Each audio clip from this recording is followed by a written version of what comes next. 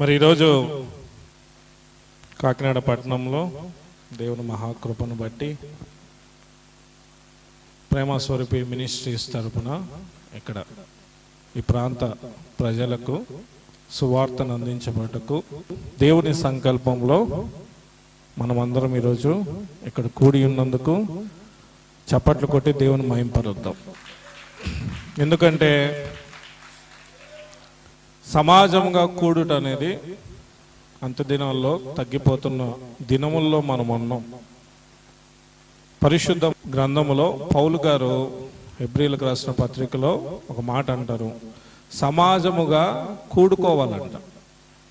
ఎంత భక్తి పరులైనా నేను ఒక్కరిని భక్తి చేసుకుంటాను మా ఇంట్లో కూర్చొని అనకూడదంట. ఎందుకు కూడుకోవాలంట? కూడుకున్న ప్రతి ఒక్కరూ సమాజంగా కూడుకొని ఒకరినొకరు హెచ్చరించుకోవటకు కూడుకోవాలంట. హెబ్రీలకు రాసిన పత్రిక 10వ అధ్యాయం 24-25 వచనం. పనులున్నాయని చెప్పే కాలం ఇది. దేవుని వద్దకు రావడానికి అంతగా ఇష్టపడని కాలంలో మనం ఉన్నాం. ఇతరులు మనల్ని చూసి నీకేమైనా పిచ్చా, నీకేమైనా వెర్ర, ప్రతి నెల మీటింగ్ అంటావు, ప్రతి నెల ఆరాధనలు అంటావు అని హేళన చేస్తున్న కాలంలో మనం ఉన్నాం. కానీ పౌలు గారు 2000 సంవత్సరాల క్రితమే ఈ కాలం వస్తుందని చెప్పారు. దానికి సొల్యూషన్ కూడా ఆయన పరిశుద్ధ గ్రంథంలో రాయించారు. హెబ్రీలకు రాసిన పత్రిక 10వ అధ్యాయం 24-25 వచనం చూడండి. కొందరు మానుకొనుచున్నట్టుగా అంటే కొందరు ఏం చేస్తున్నారు? పూర్తిగా మానేస్తున్నారంట. ఎక్కడికి వెళ్ళడం?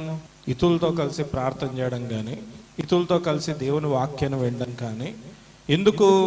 ఎవరికి వారు విరక్తి వచ్చేసింది భక్తిలో. ఎవరికి వారిగా ఏమొచ్చేసింది అంటే తృప్తి లేనితనం వచ్చేసింది. కాబట్టి కొందరు మానేస్తున్నారంట వెళ్ళడం. సమాజముగా కూడుట మానక పరిశుద్ధ గ్రంథమే మనందరికీ రాజ్యాంగం. మన జీవితం ఎలా బ్రతకాలనేది పరిశుద్ధ గ్రంథమే. కాబట్టి పౌలు అంటున్నాడు, సమాజముగా కూడుట మానద్దు. ఎందుకు కూడుకోవాలంట?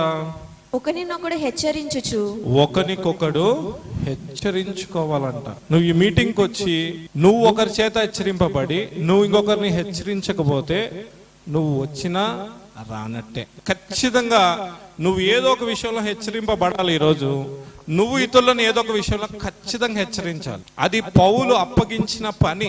పరిశుద్ధులమైన మనందరికి యేసయ్య రక్తం చేత కడగబడి కొనబడిన మనందరికి అప్పగించిన పని ఏంటంటే, నువ్వు హెచ్చరింపబడు, నువ్వు ఇంకొకరిని హెచ్చరించు. మౌనంగా ఉన్నావంటే నువ్వు ఆయన రక్తం చేత కొనబడిన వ్యక్తిగా ప్రవర్తించట్లేదు అని అర్థం. కాబట్టి సమాజంగా కూడా మొదటి ఫుల్ఫిల్ అయింది. రెండవది ఏంటంట? ఒకరికొకడు హెచ్చరించుకోవాలంట. ప్రతి ఒక్కరు తన సొంత మార్గంలో వెళ్తున్నారు. కొందరు ఒక మార్గం వెళ్తే కొందరు ఒక మార్గం. ఇప్పుడు చూడండి, హెచ్చరింపబడుట కోసమే ఈరోజు ఇక్కడ కూడి ఉన్నాం. అంతేగాని మనల్ని మనం చూసుకోవడానికి కాదు, గొప్పలు చెప్పుకోవడానికి కాదు.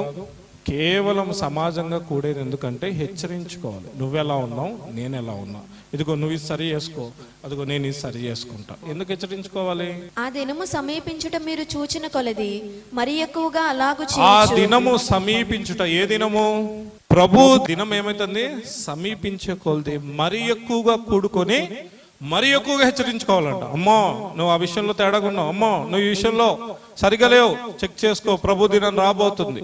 మన పని ఇదే, ఇంకా వేరే ఏ పని కాదు మనది. మన పని సమాజంగా కూడుకోవాలి, హెచ్చరించుకుంటూ ఉండాలి. ఒకవేళ నువ్వు వచ్చి నువ్వు ఎవరిని హెచ్చరించట్లా, నువ్వు ఎవరి చేత హెచ్చరింపబడలేదంటే నువ్వు బ్రతికుండి కూడా ప్రభు దృష్టిలో చచ్చినట్టే. బ్రతికే ఉన్నాం కేవలం శరీరంతో, కానీ మనలో ఏ చలనం లేదు. నీ కళ్ళ ముందు ఒకరు త్రోవ తప్పిపోతున్నా నువ్వు సరి చేయలేని స్థితి, నువ్వు త్రోవ తప్పిపోతున్నా నిన్ను సరి చేసుకోలేని స్థితిలో ఉంటూ ప్రభు దినం కోసం ఎదురు చూస్తున్నావంటే చచ్చిన స్థితి అని వాక్యం సెలవిస్తుంది. కాబట్టి సేవకులమైన, విశ్వాసులమైన, ఎవరమైనా, అన్యులమైన, ప్రభువును కొత్తగా నమ్ముకున్న వారమైనా, రక్షణలోకి వచ్చిన వారమైనా, బాప్తిసం తీసుకున్న వారమన్నా ప్రభు దినము బహు దగ్గరగా ఉంది. సమాజం ఏమైపోతుందో చూస్తున్నప్పుడు ప్రభు దినం మరీ దగ్గరకు వచ్చేసిందని మనకు అర్థం అవుతుంది. కాబట్టి ఇంకనూ హెచ్చరిక లేకపోతే విడవబడే గుంపులో ఉంటాము. అది బహు భయంకరమైన దినం అంట. ఆ దినమును గురించి వర్ణించటానికి కూడా ఎవరికి బలం సరిపోవట్లేదంట. భయంకరమైన దినం అంట. కాబట్టి ఈరోజు ఇక్కడ కూడి ఉన్నాం, నిన్ను నువ్వు హెచ్చరించుకో, ఇతరులు కూడా హెచ్చరించు. ఒకవేళ హెచ్చరిక లేకుండా నువ్వు ఉన్నావా, నువ్వు వచ్చి కూడా వ్యర్థమైపోతుంది. చూడండి, అదే పత్రిక 3వ అధ్యాయము 12వ వచనం చూడండి. సహోదరులారా, జీవము గల దేవుణ్ణి విడిచిపోవునట్టి విశ్వాసము లేని సహోదరులారా, పౌలు మనందరినీ పిలిచి ఒక మాట చెప్తారు. సహోదరులారా, సహోదరులారా, జీవము గల దేవుని విడిచిపోవునట్టి. మన దేవుడు ఎలాంటి దేవుడు అంట? జీవము గల దేవుడు. జీవం లేని దేవుడు కాదు, రాయి రప్ప కాదు, జీవము గల దేవుడు. మీ మధ్య నేను ఉన్నాను, మీ మధ్య నేను సంచరించున్నాను అంటున్న దేవుడు జీవం గల దేవుడినంట విడిచిపోవునట్టి. ఆ దేవుని వద్దు అని విడిచిపోవునట్టి విశ్వాసము లేని దుష్ట హృదయము మీలో ఎవని యందైనను ఒకవేళ ఉందేమో జాగ్రత్తగా చూచుకొనుడి. ఈరోజు దేవుడు పరిశుద్ధ గ్రంథం ద్వారా నీతో నాకు ఇస్తున్న హెచ్చరిక ఏంటంటే, జీవం గల దేవుని నమ్ముకున్నావు, కానీ విశ్వాసము లేని దుష్ట హృదయం నీలో ఉందేమో చెక్ చేసుకో. జీవం గల దేవునికి విశ్వాసము లేని దుష్ట హృదయం ఉంటే ఆయన్ని సంతోషపెట్టలేవు అన్నదే ఈరోజు వర్తమానం. సో విశ్వాసం లేని దుష్ట హృదయం ఎలా ఉంటుంది? ఆ హృదయాల్లో ఒకప్పుడు విశ్వాసం ఉంది, కానీ ఆ హృదయంలో ఇప్పుడు ఏమొచ్చింది? దుష్టుడు ప్రవేశించి ఉన్నాడు. వాడు ఏం చేస్తున్నా హృదయాన్ని, నీకున్న విశ్వాసాన్ని వాడి వైపు తిప్పేసుకున్నాడు. ఆ విశ్వాసాన్ని. మానవుని పతనం ఎక్కడి నుంచి మొదలవుతుందంటే దుష్ట హృదయం నుంచి మొదలవుతుంది. మొదట అందరూ రక్షింపబడిన వారే, మొదట అందరూ దేవుని ప్రార్థన చేసిన వారే, మొదట అందరూ ఆయన వాక్యానికి లోబడిన వారే. పరిశుద్ధ గ్రంథంలో మనం అనేక భక్తుల జీవితాలు చూసినప్పుడు మొదట వాళ్ళందరూ నీతిమంతులుగా ఉన్నవారే. ఏమైపోయింది? ఎప్పుడైతే స్థిరపరచబడ్డారో జీవితంలో ఏదో ఒక స్థితిలో వాళ్ళు ఏం ప్రవేశించిందంట? దుష్టుని హృదయం ప్రవేశించిందంట.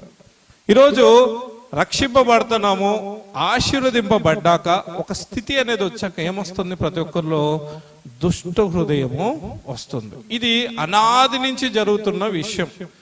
దేవదూతగా ఉన్న లూసిఫరు ఇప్పుడు సాతానుగా పిలువబడుతున్నాడు. స్థిరపరచబడ్డాడు పరలోకంలో, దేవునికి ప్రధాన వాయిద్యకారుడుగా ఉన్నాడు. స్థిరపరచబడ్డాక అతను ఏమొచ్చింది? దుష్ట హృదయం వచ్చింది. ఈ దుష్ట హృదయం ఒక్కొక్కరు ఒకలాగా వస్తుంది. సాతానికేమో దేవుని సింహాసనం పైగా సింహాసనం వేసుకుందామని ఒక దుష్ట హృదయం వచ్చింది. ఆ హృదయం రాగానే ఏమైపోయింది? వాడి పతనం వాడే తెచ్చుకున్నాడు. వాడు అనుకున్నాడు, నేను స్థిరపరచబడ్డా దేవుని సన్నిధిలో, నేనే ప్రధాన వాయిద్యకారుడిగా దేవుణ్ణి ఆరాధించే వ్యక్తిగా స్థిరపరచబడ్డా కాబట్టి, నేను మంచిగా ఉన్నా కాబట్టి నేను స్థిరపరచబడ్డా అనే దుష్ట హృదయము వాళ్ళలో మొదలైంది. కానీ దేవుడు కోరుకుంది ఏంటంటే, నిన్ను స్థిరపరిచిన తర్వాత నువ్వు బాగా ఉండాలని దేవుడు కోరుకుంది. ఇప్పుడు ఒక వ్యక్తికి రోగం వచ్చింది, దేవుని దగ్గరకు వచ్చారు, దేవుడు ఆ వ్యక్తికి స్వస్థత ఇవ్వని ఆ వ్యక్తి అనుకుంటాడు, ఎవరమైన మానవ హృదయం అనుకుంటది, నేను బాగా ఉన్నా కాబట్టి దేవుడు నాకు స్వస్థత ఇచ్చారు. కానీ దేవుడు అంటారు, నీకు స్వస్థత ఇచ్చినందుకు ఇప్పటి నుంచి బాగా ఉండు. మన హృదయం అంతా అంతే.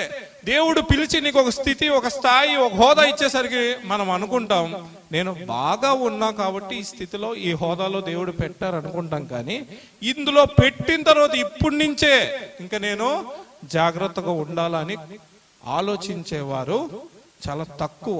ఎందుకు అలా ఆలోచించరంటే, దేవుని యందు భయభక్తులు కలిగి ఉంటే బుద్ధి జ్ఞానమునకు మూలమని సెలవిస్తుంది. అసలు జ్ఞానం ఏంటంటే, దేవుడు స్థిరపరిచిన తర్వాత వాడాల్సిన జ్ఞానము దేవుడు స్థిరపరిచిన తర్వాత మర్చిపోతున్నారు ప్రజలందరూ. లోతుగా మనం ఆలోచించాలి ఈ విషయంలో. పౌలు ఏమంటున్నాడంటే, ఈ సంఘము హెబ్రీలు ఎవరంటే ఇజ్రాయేలీలు. ఇజ్రాయేలీలకు దేవుడు కనాన్ దేశం ఇచ్చేశారు, రాజ్యం ఇచ్చేశారు. వాళ్ళలోనే యేసయ్యను పుట్టించినాక వాళ్ళు అనుకున్నారు, మేము సర్వలోక జనుల కంటే పరిశుద్ధులం గనుక, సర్వలోక ప్రజల కంటే మేము న్యాయవంతులం గనుక, సర్వలోకంలో ఉన్న ప్రజలకందరికి మేము ప్రత్యేకింపబడిన వారం గనుక, మేము అలాంటి వాళ్ళం కాబట్టి దేవుడు ఈరోజు మాకు అన్ని ఘనతలు ఇచ్చేశారని వాళ్ళు అనుకుంటున్నారు. కానీ దేవుడు అంటున్నారు, ఇప్పుడు అన్ని ఇచ్చా కాబట్టి ఇంకా నువ్వు పరీక్షించుకో. నిన్ను దేవుడు ఆరోగ్యం ఇచ్చేది ఇంకా ఆ రోజు నుంచి జాగ్రత్తగా బ్రతకమని, కానీ నువ్వు ఆల్రెడీ బాగున్నావు కాబట్టి ఇంకా ఆరోగ్యం ఇస్తానా అనరు. మన కళ్ళ ముందు ఉన్న ప్రతిదీ మనకు హెచ్చరికే. సమాజంలో భార్య భర్తలు బంధాలు కూలిపోతున్నాయి. అది చూసినప్పుడు ఏం చేయాలి? మనకు ఒక హెచ్చరిక ఉండాలి. వాళ్ళు మోసం చేయలేదా, నేను మోసం చేస్తే తప్ప అన్న స్థితికి ఈరోజు వచ్చేసాయి. మనిషిని జ్ఞానం ఎక్కడొచ్చిందంటే ఆడు సినిమాకి వెళ్తే నేను సినిమాకి వెళ్ళడం తప్ప అన్న స్థితికి వచ్చింది. కానీ అయ్యో వాడు తప్పిపోయాడే, నేను తప్పిపోకుండా ఉండాలే అనే జ్ఞానం ఈరోజు మనుషులకు లేదు. మనిషికి ఉండేదంతా ఏం జ్ఞానము? నన్నే అడుగుతారేంటి, వాడు తప్పిపోలేదా? ఎంతమందికి ఇలాంటి జ్ఞానం పనిచేస్తుంది చెప్పండి? వాళ్ళు ప్రార్థన చేస్తారా? నన్ను అడుగుతారేంటి ప్రార్థన చేయమని అంటున్నారే తప్ప, అమ్మ ఒకరు ప్రార్థన చేస్తుంటే నేను ప్రార్థన చేయాలిగా. చూడండి, మానవుడు పతనం అయిపోతున్నాడు అంత్య దినాల్లో. ఒక మనిషి అంట దేవుని వాక్యమును మర్చిపోయినప్పుడు ఆ వ్యక్తి జీవితంలో ఏం స్టార్ట్ అవుతుందంట? పతనం అవ్వడం మొదలైపోతుంది. ఈరోజు నువ్వు పతనం అవబోతున్నావా, నువ్వు ఎదుగుతున్నావా అనేది నీ హృదయంలో దేవుని వాక్యానికి నువ్వు ఇచ్చిన స్థానాన్ని బట్టి మాత్రమే లెక్కింపబడుతుంది. రోమీయులకు రాసిన పత్రిక 1వ అధ్యాయం 18వ వచనం నుంచి, దుర్నీతి చేత సత్యమును అడ్డుగించు మనుష్యుల యొక్క సమస్త భక్తిహీనత మీదను దుర్నీతి మీదను దేవుని కోపం పరలోకం నుంచి బయలుపరచబడుచున్నది. చూడండి, మనందరి చేతిలో పరిశుద్ధ గ్రంథం ఉంది. మనందరి చేతిలో ఉన్న పరిశుద్ధ గ్రంథాన్ని మనము కొన్ని సంవత్సరాల నుంచి ప్రతిరోజు చదువుతున్నాము, వాక్యాలు వింటున్నాము. కానీ ఈ పరిశుద్ధ గ్రంథములో మనం ఎలా బ్రతకాలో, మన మార్గం ఏంటో సమస్తమును దేవుడు ఇందులో పొందుపరిచి ఉండగా, మనం ఎప్పుడైతే ఈ వాక్యాన్ని అడ్డగిస్తామో, ఎప్పుడు అడ్డగిస్తామో? ఒక ఉద్యోగాని కోసం వెళ్తాం, ఉద్యోగంలో లంచం ఇవ్వమంటారు. బైబిల్ సెలవిస్తుంది లంచం ఇవ్వద్దని ఉంది, లంచం తీసుకోకూడదు ఉంది. ఇప్పుడు ఆ సత్యాన్ని అడ్డగించడం ద్వారా దేవుడు ఏం చేస్తారంట? ఇచ్చిన వాళ్ళకి తీసుకున్న వాళ్ళ మీద ఏమొస్తుందంట? దేవుని కోపము రగులుకుంటుందంట. ఒక అనారోగ్యం వచ్చినప్పుడు నిన్ను స్వస్థపరిచే యెహోవా నేనే, నువ్వు నా దగ్గరకు వచ్చి నీ పాపాన్ని ఒప్పుకో, నన్ను వేడుకో, కన్నీరు కార్చు అన్నప్పుడు ఆ వ్యక్తి మాంత్రికుల దగ్గరకో లేకపోతే కర్ణ పిశాచి వాళ్ళ దగ్గరికి వెళ్ళి నాకేదో రోగం వచ్చింది, నాకేదో దురాత్మ పట్టింది అని సత్యాన్ని అడ్డగించడం ఏం జరుగుతుందంట? దేవుని కోపము వాళ్ళ మీద రగులుకుంటా ఉంటుందంట. నీ నోటితో వ్యర్థమైన మాటలు ఉచ్చరింపొద్దు అంటే, నాకు అదే కావాలి, పదండి గ్యాంగ్గా కూర్చొని కావాల్సిన ముచ్చట్లన్నీ మాట్లాడుకుందామని మాట్లాడుకుంటున్నప్పుడు సత్యాన్ని అడ్డగించడం వల్ల ఏం జరుగుతుందంట? దేవుని కోపము రగులుకుంటుందంట. నీ సహోదరుని మీద ప్రేమ లేకపోతే, నీ హృదయంలో ద్వేషం పెట్టుకుంటే ప్రభు నిన్ను చీకట్లోకి నడిపిస్తాడని వాక్యం చెప్తున్నా, సత్యాన్ని అడ్డగించి ఏం చేస్తామంట? ద్వేషమే పెట్టుకుంటాను. అప్పుడు ఏం జరుగుతుంది? దేవుని కోపము రగులుకుంటూనే ఉందంట. నువ్వు వెళ్ళే మార్గం దేవుని చిత్తం కాదు, ప్రభు చిత్తములో నువ్వు కష్టాలైనా పడాలి, సమస్యలైనా భరించాలి, ప్రభు చిత్తంలోనే ఉండాలి, ఆయన మాటే వినాలని పరిశుద్ధ గ్రంథం సెలవిస్తున్నా, కష్టము రాగానే శ్రమ రాగానే ఇంకొక దారి చూసుకుంటున్నాను వెళ్ళినప్పుడు ఏం జరుగుతుందంట? వాళ్ళ మీద దేవుని కోపము రగులుకుంటూనే ఉందంట. ఈ అంత్య దినాల్లో అందరి మీద అంతటి మీద ఏం రగులుకుంటుంది? ప్రభు కోపము రగులుకుంటుంటే మనుషులు ఏం చేస్తున్నారు? వాక్యము తెలిసి కూడా దేవుని కోపము నా మీద రగులుకుంటుంది, నా పాపం ఒప్పుకొని నా మార్గాన్ని ఆయన వైపు తిప్పుకొని కనికరం పొందాలని అదే పరిశుద్ధ గ్రంథం సెలవిస్తున్నా, మనం ఏం చేస్తున్నామంట? మౌనంగా ఉండిపోతున్నామంట. మౌనంగానే ఉంటూ ఇది దేవుని కోపం కాదు, ఇదేదో దేవుని పరీక్ష, దేవుని కోపం కాదు, ఇదేదో జరిగింది, ఎవరో నా మీద కుట్రబన్నారు అని దేవుని కోపాన్ని కూడా మన పక్షానికి మార్చుకునే వారిగా అంత్య దినాల్లో బ్రతుకుతున్నారు. అందుకే మానవుని హృదయము, మానవుని జీవితం పతనం అయిపోతుంది. అన్ని విషయాల్లో పతనం. సంతోషంగా ఉండట్లే ఎవరు, ఏ విషయం చూసినా పతనం. ఎందుకంటే దేవుని కోపము నలుదిక్కులా రగులుకుంటుంటే మనిషి దేవుని వైపు చూడడానికి ఇష్టపడట్లేదు. అందుకే రోమీయులకు రాసిన పత్రికలో పౌలు గారు అంటున్నారు, సమస్త దుర్నీతి చేత సత్యమును అడ్డగించు మనుషుల యొక్క సమస్త భక్తిహీనత మీద దేవుని కోపము పరలోకం నుండి బయలుపరచబడుచున్నది. ఈరోజు హెచ్చరిక ఏంటంటే, దేవుని కోపం నీ మీద బయలుపరచబడుతుందేమో, పరీక్షించుకో. నువ్వు కొన్ని సంవత్సరాల నుంచి అదే సమస్య చేత నాకు ఎందుకు ఇలా జరుగుతుంది, మా ఫ్యామిలీలో ఎప్పుడు ఇదే జరుగుతున్నది అంటున్నావేమో, కానీ దుర్నీతి చేత నువ్వు నింపబడి ఉన్నంత కాలము దేవుని కోపము నీ మీద, నీ కుటుంబం మీద రగులుకుంటూనే ఉంటుంది. సో రగులుకునే తెలిసి కూడా, ఈరోజు విని కూడా నేను దేవుని వైపు తిరగను, నేను బాగున్నాను, నా దృష్టికి నేను సూపర్గా ఉన్నాను, నేను ఏ పాపం చెయ్యట్లేదు, అయినా నేను చేసిన చిన్న చిన్నయే చేస్తున్నాను, ఏదో వాళ్ళని తిడతాను వీళ్ళని తిడతాను, కొంతమంది మీద దేశం పెట్టుకొని చూస్తున్నాను, నేను మనుషులందరి జోలికి వెళ్ళట్లేదు, ఏదో నా ఇంట్లోనే కూర్చొని ఏదో టీవీలు చూసుకుంటున్నా తప్ప నేనేం సినిమా థియేటర్కి వెళ్ళను, ఏదో పక్కింటి వాళ్ళతో గొడవలు పెట్టుకుంటాను తప్ప పెద్ద పెద్ద గొడవలు నేను పడట్లేదు, ఏదో నా ఫోన్లోనే అపవిత్రమైన ఏదో చూసుకుంటాను తప్ప నేనే శారీరకంగా ఎవరితో వ్యభిచార సంబంధాలు కలిగి లేను అని నిన్ను నువ్వు దుష్ట హృదయం చేత సమర్థించుకుంటున్నావేమో. భక్తిహీనుల మీద, భక్తిహీనులు అంటే భక్తి బాగా వచ్చి కూడా హీనంగా చూసేవాళ్ళు, ఆ భక్తిహీనుల మీద దేవుని కోపం రగులుకుంటుందంట ఈ అంత్య దినాల్లో. వీళ్ళకి దేవుడు సర్వశక్తిమంతుడని తెలుసు, కానీ దేవుని శక్తిని ఆశ్రయించరు. వీళ్ళకి దేవుడు స్వస్థపరిచే యెహోవా అని తెలుసు, కానీ వీళ్ళు దేవుని దగ్గరికి వచ్చి స్వస్థత అడగరు. వీళ్ళకి దేవుడు సర్వాధికారి అని తెలుసు, దేవుని అధికారం కిందకి రావడానికి ఇష్టం లేదు. వీళ్ళకి దేవుడు సర్వజ్ఞుడు అని తెలుసు, అన్ని చోట్ల ఉండే దేవుడు అని తెలుసు, కానీ నేను పాపం చేసే చోట దేవుడు ఉండరు, నన్ను చూడరు, ఆయన అప్పుడే పక్కింటికి వెళ్ళింటారు వేరే పని మీద, కాబట్టి ఈ లోపు నేను పాపం చేసేసి ఏం తెలియనట్టు కూర్చుంటా అని తెలుసుకొని కూడా భక్తిహీన చేత దేవుని కోపాన్ని రగిలించుకుంటున్నారంట. సో ఆ హృదయంలో ఏం ప్రవేశించిందంట? దుష్టత్వం ప్రవేశించేసిందంట. వీళ్ళు ఒకప్పుడు అన్ని తెలిసిన వాళ్ళే, బాగా భక్తి చేసిన వాళ్ళే, బాగా ప్రార్థనలు చేసే వాళ్ళే, బాగా సువార్త కోసం తిరిగిన వాళ్ళే, బాగా ప్రసంగాలు చెప్పిన వాళ్ళే, బాగా ఉపవాస ప్రార్థనలు ఉన్న వాళ్ళే, బాగా కన్నీరు గార్చిన వాళ్ళే. కానీ ఏమైపోయింది? రోజు రోజుకి దుష్టత్వం చేత నింపబడిపోతుంది అంతర్దినాల్లో. అదే దేవుడు చెప్పింది, కాపాడుకోండి మీ హృదయాన్ని, భద్రపరచుకోండి మీ హృదయాన్ని. హృదయమే కాపాడుకోవాల్సింది, ఎందుకంటే హృదయంలో దేవునికి మనకు అనుసంధానము, ఆత్మకుంటది హృదయము. శరీరానికి గుండెకాయ ఎలాంటిదో, ఈ గుండె పోతే, ఈ గుండెలో ఏం ప్రాబ్లం వచ్చినా ఏమైపోతాము? హార్ట్ అటాక్ వచ్చి చచ్చిపోయినారంటారు. సో ఆత్మకు ఉండేదే హృదయము, ఆ హృదయం చాలా జాగ్రత్తగా ఉండాలి. ఆత్మకు హృదయం ఫెయిల్ అయిపోతే ఆత్మ ఫెయిల్ అయిపోయినట్టే, ఆత్మ పూర్తిగా నశించిపోయినట్టే. అందుకే హృదయము చాలా జాగ్రత్తగా కాపాడుకోవాలి. ఎందుకంటే దుష్టుడు ఆ హృదయం మీదే బాణం వేస్తాడు, శరీరం మీద ఏ బాణాలు వేయడు వాడు. ఎందుకంటే సాతాను దురాత్మలు శరీరం అందు నివసిస్తాయి కానీ ఆత్మ దగ్గరికి వెళ్ళలేవు, ఆత్మను బంధిస్తాయి అవంతే, ఆత్మ మీద బాణాలు వేస్తాయి. అందుకే కావాల్సింది ఏంటంటే ఆత్మ సంబంధమైన ఉపకరణాలు మనం ధరించుకోమని పౌలు సెలవిస్తున్నారు. కానీ ఈరోజు విశ్వాసం ఎంతమందికి ఉందండి? అందరికి ఉందంటాం, నాకుంది నాకుంది నాకుంది. కానీ దేవుడు సర్వశక్తిమంతుడని తెలిసి ఆయన శక్తిని ఆశ్రయిస్తున్న వారు ఎంతమంది?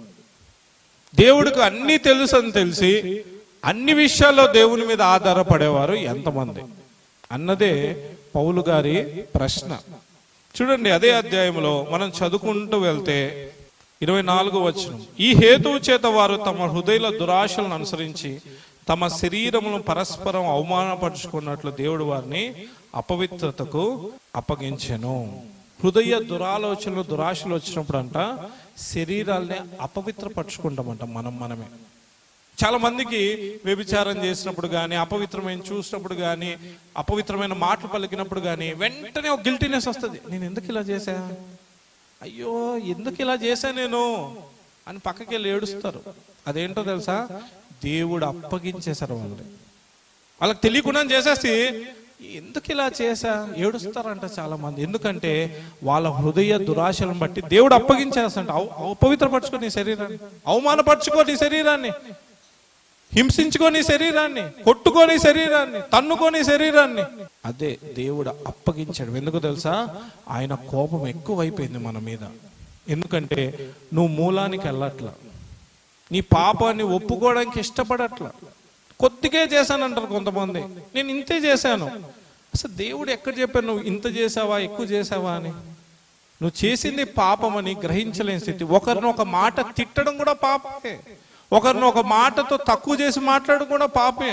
ఒక మనిషిని నువ్వు హేళన చేసి మాట్లాడినా, ఒక వ్యక్తిని నీకంటే తక్కువ చేసి మాట్లాడినా నువ్వు దేవుని స్వరూపంలో ఉన్న వ్యక్తిని గౌరవించినట్టే. మనకు అన్ని తెలుసు సమాజంలో విలువలు, కానీ ఆ విలువలు ఈరోజు పతనం అయిపోతున్నాయంటే దేవుని భయం నీలో అణువణువు కూడా లేదనే అర్థం.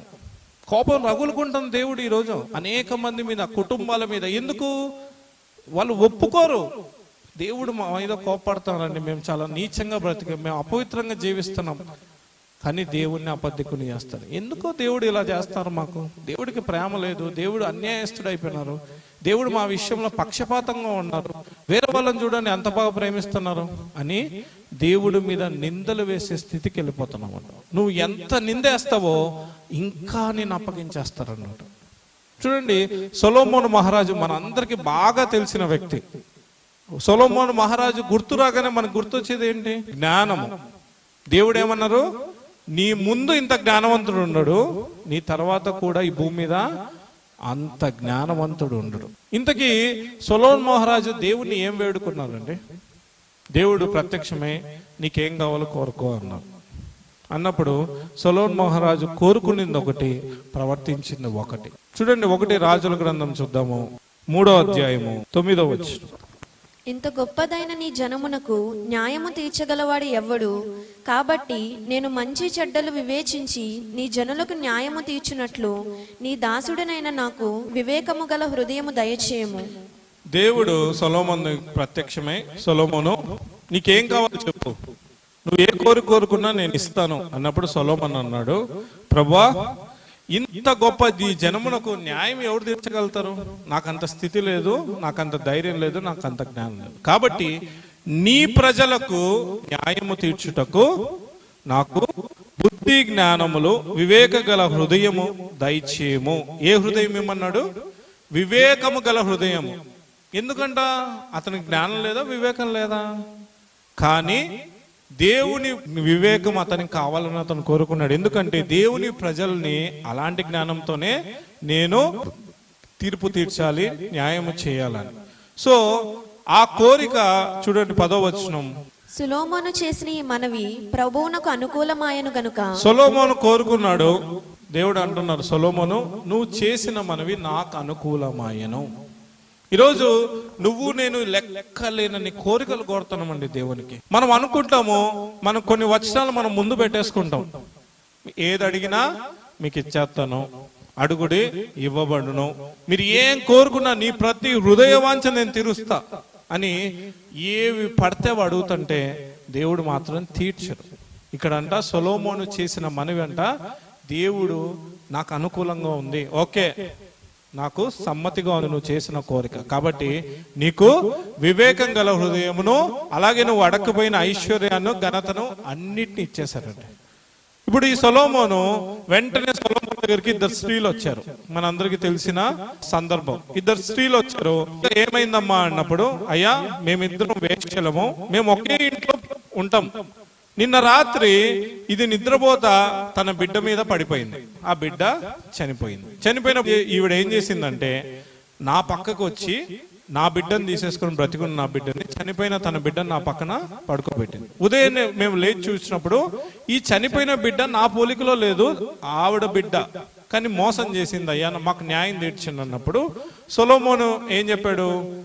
దేవుడు తన ప్రజలకు బుద్ధి జ్ఞానం తీర్చుటకు జ్ఞానం ఇచ్చారు కాబట్టి ఆ జ్ఞానాన్ని వాడుకొని ఒక మంచి ఆలోచన దేవుడు ఆయనకి ఇచ్చారు. ఏంటి?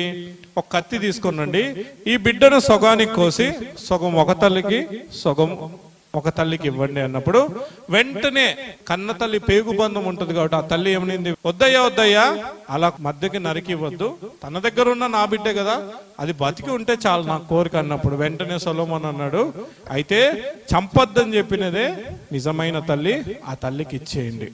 ఎందుకు? ఎలాంటి ఆలోచన చేశాడు? అంతేగాని సైనికులను పిలిచి వాళ్ళ ఇంటికి వెళ్ళి మొత్తం చెక్ చేయండి, స్మెల్ చూడండి, ఈ బిడ్డ పోలికలు చూడండి, పలానా సైంటిస్ట్ పిలిపని అల్లా.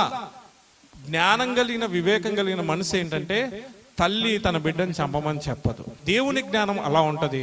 ఆ జ్ఞానాన్ని వాడినప్పుడు ప్రజలందరంట అమ్మో ఇది దైవ జ్ఞానమే అని భయపడ్డారంట ఆ జ్ఞానాన్ని. ఇంతటి జ్ఞానవంతుడైన సొలొమోను ఏమైపోయినాడు? కొన్ని రోజులకి బాగా స్థిరపరచబడిన తర్వాత దుష్ట హృదయం వచ్చింది. సొలొమోను అనుకుని ఉంటాడు, దేవుడు నాకు అన్ని ఇచ్చేశారు కాబట్టి నేను బాగా ఉన్నా, నేను సూపర్గా ఉన్నా, నేను మంచోడిని కాబట్టి దేవుడు నాకు అన్ని ఇచ్చేశారు అనుకుని ఇంకా నేను ఏం చేసినా దేవుడు పట్టించుకోరలే అనుకుని ఏం చేశాడంట? కామాతురత కలిగిన వాడవై దాదాపు 700 స్త్రీలను పెళ్లి చేసుకున్నాడు అంటాడు. రాజులకి ఇవ్వాల్సిన నియమాల్లో నియమం ఏంటంటే నీకు ఎక్కువ భార్యలు ఉండకూడదు అనేది దేవుని ఆజ్ఞ ఒక రాజుకు. కానీ ఏం చేశాడు, దేవుడు ఆల్రెడీ నన్ను బ్లెస్ చేసేసారండి, ఇంకా నేనేం చేసినా దేవుడు నన్ను అడగరు. దేవుడు అడిగేది ఎవరినంటే ఇంకా అడుక్కుంటున్నారు చూడండి దేవుని, ప్రభా మమ్మల్ని బ్లెస్ చేయి, ప్రభా మమ్మల్ని బ్లెస్ చేయి ప్రభా. ఇప్పుడు ఇంట్లో ఉన్న వాళ్ళందరూ ఏమనుకుంటారు, మేము బ్లెస్ అయిపోయినాం, మాకు ఇల్లు ఇచ్చేశారు, ఇంకా మేము ఈ ఇంట్లో వ్యభిచారాలు చేసిన దేవుడు మమ్మల్ని అడగరు, ఈ ఇంట్లో మేము విగ్రహాలు చేసిన దేవుడు మమ్మల్ని అడగరు అన్న మెంటాలిటీలో చాలా మంది ఉంటారు. గవర్నమెంట్ ఉద్యోగులు, మాకు ఉద్యోగం వచ్చేసింది, ఇంకా మాకేం బ్లెస్సింగ్ కావాలి, మేము ఏం చేసినా మా ఇష్టం వచ్చేట్టు లంచాలు తీసుకున్నా, మాకు ఇష్టం వచ్చేట్టు మా ప్రవర్తన ఉన్నా దేవుడు మమ్మల్ని ఏం అడగరు. రానోళ్ళు వేడుకోవాలి దేవుణ్ణి. సొలొమోను కూడా అలాంటి మెంటాలిటీతో అయిపోయి దుష్ట హృదయం ఎంటర్ అయిపోయింది. ఏం చేశాడు, భయంకర విగ్రహారాధికుడు అయిపోయి చివరికి దేవుడు ఏ హృదయం ఇచ్చారో ఆ హృదయంలో వివేకం పోయిందంట. వివేకం పోతే ఏమొచ్చిందంట, దుష్టుడు వచ్చేసాడంట. దుష్టుడు ఏం చేయించాడు సొలొమోనుతో, దేవునికి పెద్ద మందిరం కట్టించిన సొలొమోను మర్చిపోయినాడంటండి. మందిరం కట్టించిన సొలొమోను చివరి దశలో మందిరంలో ఉన్న బలిపీఠం పాడుపడిపోయిందంట. బలులు ఇవ్వడం మానేశారు, అంత బూజు పట్టేసిందంట. కనీసం అక్కడికి వచ్చి కడిగే వాళ్ళు కూడా ఎవరు లేరంట. అంత గొప్ప సువర్ణ మందిరం కట్టించిన సొలొమోను హృదయంలో దుష్టుడు ప్రవేశించడం ద్వారా ఏమైపోయినాడు, పూర్తిగా పతనం అయిపోయి చివరికి నరహంతకుడుగా మారిపోయినాడు. ఒకరిని చంపాలని ప్రయత్నం చేశాడు, విస్తారంగా కామాంధుడైపోయాడు, దేవతలకు బలి ఇవ్వడం మొదలు పెట్టేశాడు.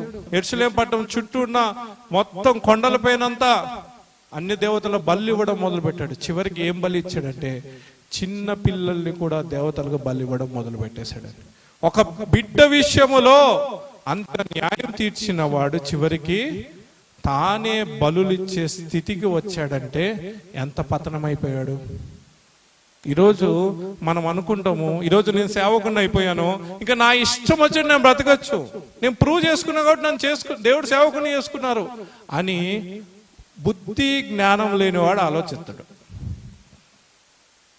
చేసుకున్నారు కాబట్టి మరీ జాగ్రత్తగా ఇంకా బ్రతకాలి, నేను సేవకునిగా చేసుకున్నారు కాబట్టి మరీ జాగ్రత్తగా బ్రతకాలి ఇంకా నేను ప్రతి క్షణము.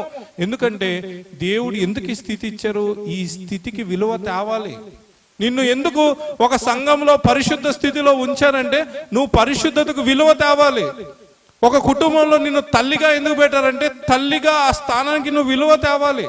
ఒక తండ్రిగా నిన్ను ఒక కుటుంబంలో పెట్టారు, నీకు పిల్లల్ని ఇచ్చారంటే ఆ కుటుంబంలో తండ్రిగా ఆ బంధానికి ఆ పోస్టుకు నువ్వు విలువ తేవాలి. అందరూ అనాలి, తల్లిగా అదో వీళ్ళలాగా ఉండాలండి, అదో తండ్రిగా అతనిలాగా ఉండాలండి, పిల్లలుగా అదో వీళ్ళలాగా ఉండాలండి, అదో పాస్టర్గా ఇతనిలాగా ఉండాలండి, ఇదిగో సంఘంలో ఒక ప్రార్థన పరులాగా ఇలా ఉండాలండి.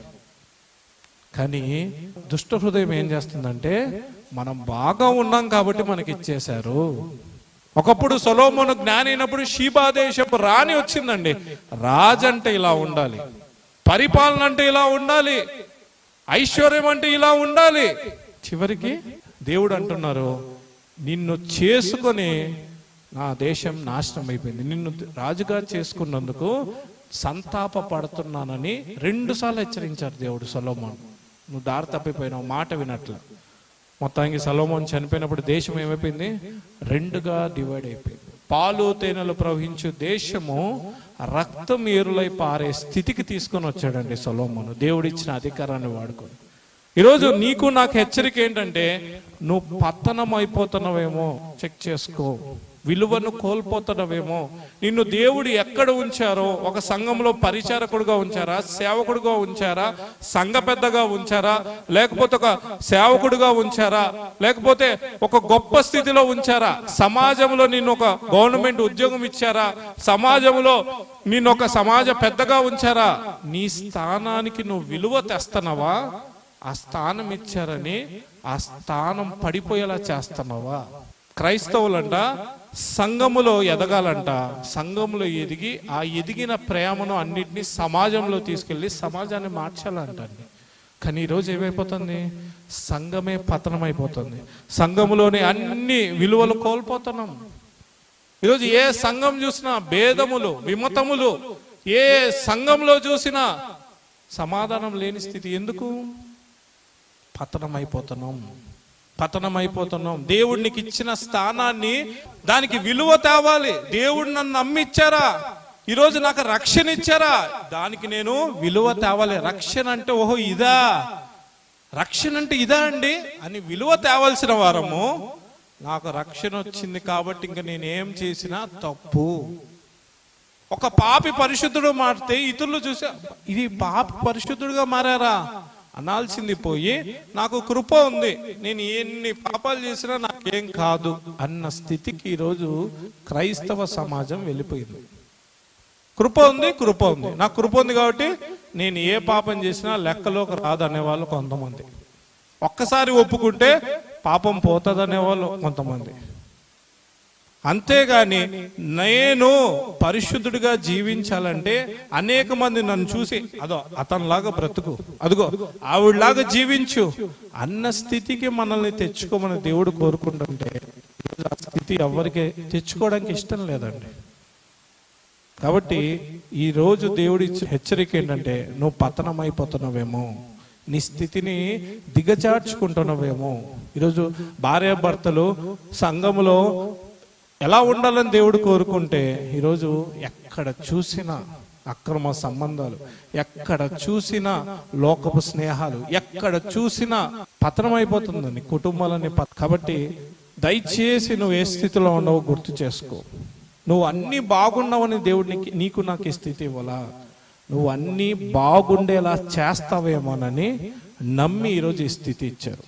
అదే హెచ్చరిక. సమాజంగా కూడుకొని నేను హెచ్చరించుకుంటున్నా, మీరు హెచ్చరించుకోండి, మీరు ఇతరులను హెచ్చరించండి, నేను మిమ్మల్ని హెచ్చరిస్తున్నా. ఒకటి నువ్వు నీకు ఇచ్చిన విలువని కోల్పోయేలా చేస్తున్నావేమో. నేను ఒక విశ్వాసగా తెలుసుకుంటే నిన్ను చూసిన వాళ్ళందరూ విశ్వాసం అంటే ఇలా ఉండాలి, అదేంటండి ఏమొచ్చినా నా దేవుడు చూసుకుంటారు అన్నట్టు ఉందండి అనాలి. కానీ వాళ్ళేం విశ్వాసులండి, ఉంటే అట్లు ఉంటారు, లేకపోతే ఇంకో చోటుకి వెళ్తారు అన్న విశ్వాసలాగా ఉన్నావేమో ఒకసారి పరీక్షించుకున్నాం. కాబట్టి సొలొమోను ఎంత గొప్పవాడైనా చివరికి దుష్ట హృదయం అతని హృదయంలో వచ్చింది. ఎందుకు వచ్చిందంట? ఆ హృదయం రావడానికి ప్రధాన కారణం ఏంటి? ఈరోజు పతనం అయిపోవడానికి ప్రధాన కారణం ఏంటంట?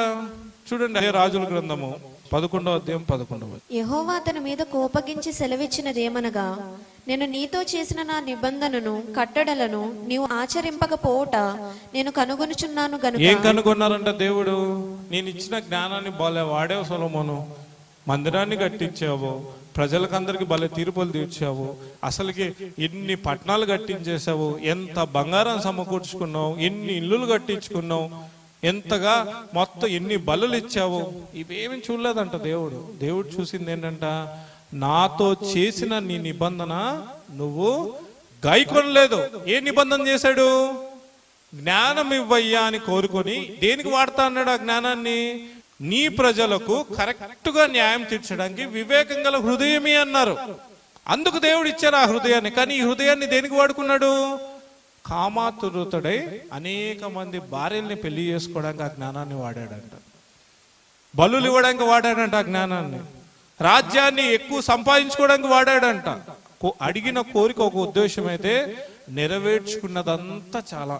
ఈరోజు చాలా మంది నీకు నామానికి మహిమ వచ్చుటకే ప్రభువా నాకు ఉద్యోగమే, ప్రభువా నీ నామానికి మహిమ వచ్చుటకే నాకు స్వస్థతే, ప్రభువా నీ నామానికి మహిమ వచ్చుటకే నాకు గృహాలు ఇవ్వు, ఆస్తిపాస్తులు ఇవ్వు అని మంచి ఉద్దేశంతో అడిగి దేవుడు వాటిని ఇవ్వగానే ఏం చేస్తున్నారు?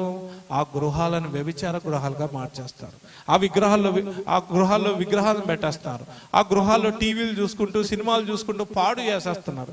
ఆ ఉద్యోగాలు ఇస్తే ఆ ఉద్యోగాల ద్వారా వచ్చిన కష్టార్జితాన్ని అంతా తీసుకెళ్లి సినిమాలకు వేరే దానికంతా ఖర్చు పెడుతూ వ్యర్థమైన ఖర్చులు చేస్తూ దేవునికి ఒక రూపాయి ఇవ్వడానికి మనస్సు ఇష్టం లేని స్థితిలో బ్రతుకుతున్నారు. దేవుడు ఆరోగ్యం ఇస్తే దేవుని గురించి ప్రకటించాల్సిన నోరును లోకంలో తిరగడానికి, లోకస్తుల్లో మాట్లాడుకోవడానికి వాడుతుంటే దేవుడు వెంటనే ఎవరికి అప్పగిచ్చేస్తారంట?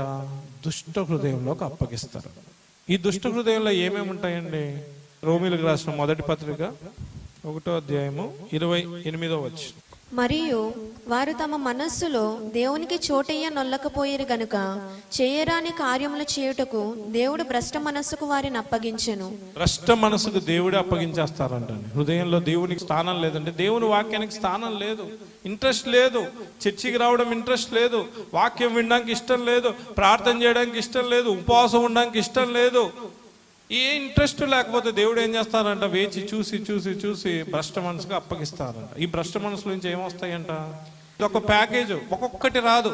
నాకు కోపం లేదండి, కొద్దిగా దురాశ ఉందండి అని కొంతమంది చెప్పుకుంటూ ఉంటారు. కాదు, ఇదంతా ఒక ప్యాకేజ్. ఆ దుష్ట హృదయంలో అన్నీ వచ్చేస్తాయి.